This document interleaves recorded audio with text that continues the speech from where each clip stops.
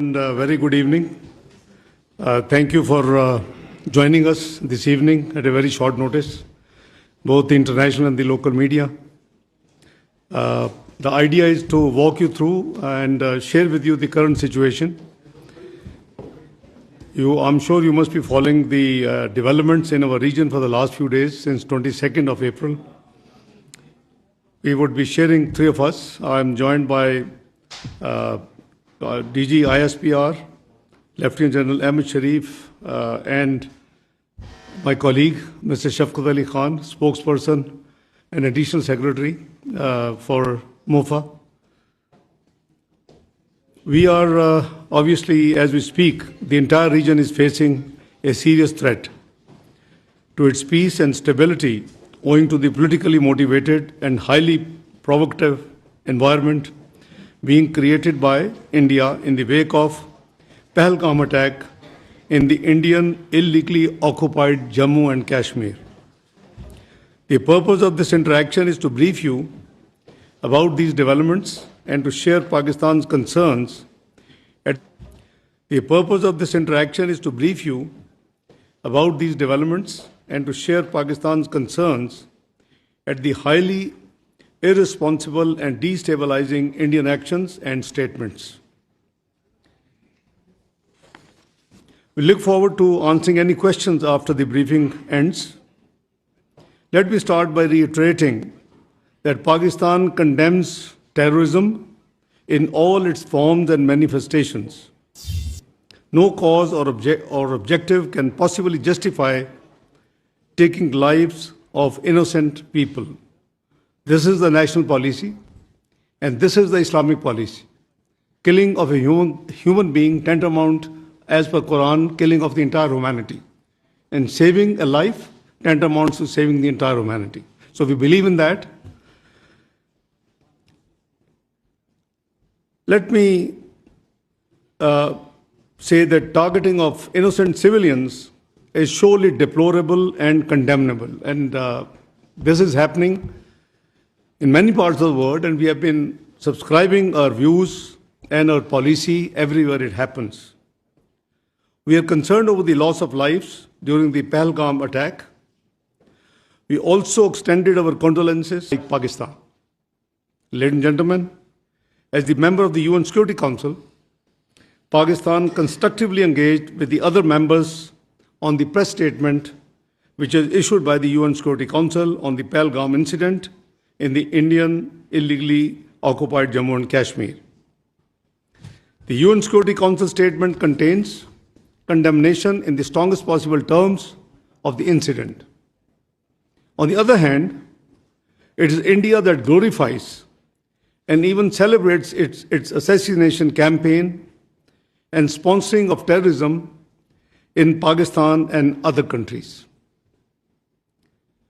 No other country has sacrificed as much as Pakistan, nor suffered so much due to terrorism.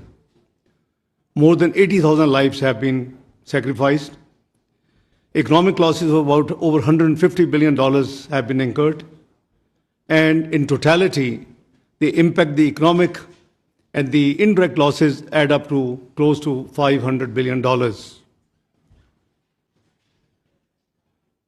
We have been working closely with the international community to address this common threat. Since 22nd of April, Foreign Office has been actively involved and in interacting with the international community. At least a dozen foreign ministers, deputy prime ministers, and the Prime Minister, I have been in touch and have discussed and explained the situation. And I'm sure, you being from the media must be already up to date, because MOFA as a policy, after each interaction with any dignitary, we make a very brief statement as to that interaction. The countless sacrifices made by our valiant law enforcement agencies as well as common citizens have helped address the threat of terrorism and contributed towards regional and international peace and stability. In fact, Pakistan has been a victim of terrorism that is planned, orchestrated, and sponsored by India. In this backdrop, it is preposterous to even suggest any kind of association of Pakistan with this incident. The hype that is created on each and every incident in India seems to be deliberate and choreographed. It is unfortunate that India continues to weaponize unsubstantiated accusations and allegations as part of its disinformation strategy for narrow political ends. This is not the first time that India has resorted to such tactics. They have done it before and they have resorted again to the same what they did in Pulwama incident and earlier ones. In fact, this has now become a very familiar template aimed at diverting attention from India's inability to suppress the inalienable right of the Kashmiris to self-determination, its security failures in illegally Indian-occupied Jammu and Kashmir, as well as its decades-long state terrorism and oppression. To distract the international community's attention from the horrors of what's happening in the Indian illegally held Kashmir, India deliberately raises tensions with Pakistan. A durable solution for India lies in focusing on its internal problems instead of raising fingers on other countries. India has been deploying the allegations of terrorism to achieve a strategic objective for long. India has a history of using the excuse of terrorism for introducing draconian laws to suppress the innocent Kashmiris in the Indian illegally occupied Jammu and Kashmir and to defy the UN Security Council resolutions, bilateral agreements, and international law. A case in point being India's illegal and unilateral actions of 5th of August 2019 reminds us of the blatant violation of the relevant UN Security Council resolutions and the Fourth Geneva Convention, as well as India's own commitments. India needs to explain why such incidents usually coincide with high-profile visits. Please make no mistake, the root cause of instability and conflict in South Asia is the unresolved and long-festering Jammu and Kashmir dispute.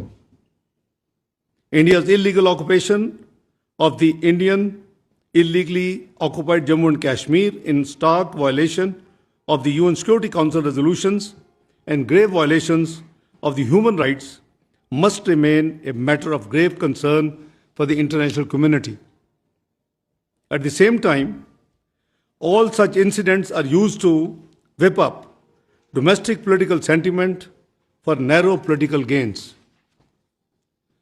We remain extremely concerned at the very vitriolic, highly inflammatory, and blatantly Islamophobic narrative being directed against the Kashmiris and the Indian Muslims. Indian media and political leaders are directing a similar discourse against Pakistan. This highly irresponsible ploy for narrow objective gains is dragging the entire region towards extreme instability. India made allegations against Pakistan after the Pahalgam attack without an iota of evidence and with such dramatic speed. Pakistan has nothing to do with it, and we have said so right from the beginning, and I repeat, Pakistan has nothing to do with Pahalgam incident, period. We demand an independent and transparent probe by neutral investigators as announced by the Prime Minister of Pakistan, Mohammad Shahbaz Sharif. Any TORs in this regard should be credible and mutually agreed. Pakistan has neither any connection to it, as I explained, nor is the potential beneficiary. At a time when Pakistan economy is stabilizing and we are making significant progress against terrorism, we need to question why this situation is being created by India all of a sudden and what is the motivation behind it. The actions that India has announced after its Cabinet Committee on Security are illegal and highly irresponsible. Holding in abeyance of the Indus Water Treaty is unilateral and illegal. There are no such provisions in the treaty. It cannot be amended without consensus. It cannot be terminated without consensus. And in case of any disagreement or issues, there are forums provided in the treaty which should be invoked. This action shows India's blatant disregard for the sanctity of international treaties. It sets a dangerous precedent. It strikes at a fundamental pillar of the regional cooperation with profound implications for regional and global stability. Pakistan is an agrarian economy. Millions of people are dependent on the waters being regulated by this treaty. Please don't forget we gave up three rivers in this treaty. And I hardly can find a water distribution treaty in the world whereby a part of dealing with the distribution of water, the rivers could have only also been given up. I can't find. The National Security Committee of Pakistan has made it very clear that any attempt to stop or divert the flow of water belonging to Pakistan as per the Indus Water Treaty and the usurpation of the rights of the low riparian will be considered as an act of war. It is equivalent to an attack on the people of Pakistan and its economy. Other diplomatic measures by India are indiscriminate and unnecessary. India's actions and inflammatory rhetoric in the last few days are highly irresponsible. Being a responsible member of the international community, Pakistan believes in restraint and remains committed to regional peace and stability. However, in case of any act of aggression, Pakistan remains determined to defend its sovereignty and territorial integrity in exercise of its inherent right to self-defense as enshrined in Article 51 of the UN Charter. The world leaders I have been speaking to in the last few days after this incident, who have been requesting for the exercise of restraint, I have been making it very clear on behalf of our government, on behalf of the nation, Pakistan will not be the first one to resort to any escalatory move. However, in case of any escalatory move by the Indian side, we will respond very strongly. Let me raise some questions that need to be considered with respect to the Pahalgam incident. One, is it not the time for the international community to hold India accountable for its transnational assassinations in different countries, including Pakistan?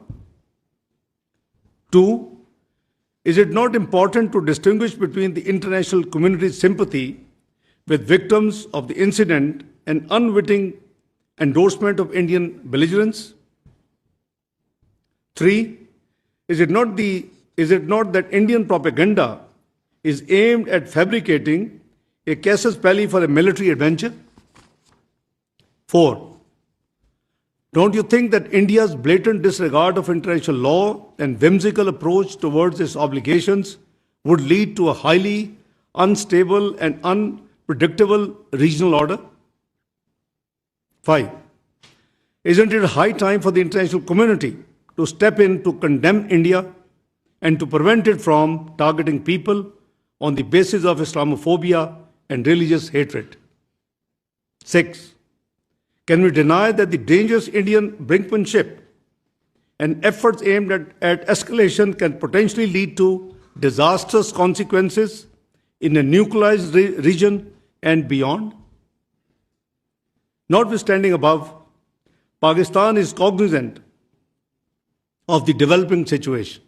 We are very alert, the armed forces are alert, and the National Security Committee resolve is very much there. We are vigilant, our armed forces are vigilant, and the nation will thwart any misadventure, responding in a befitting and decisive manner at the time and place of our choosing. Let me also share with you that it took no time that we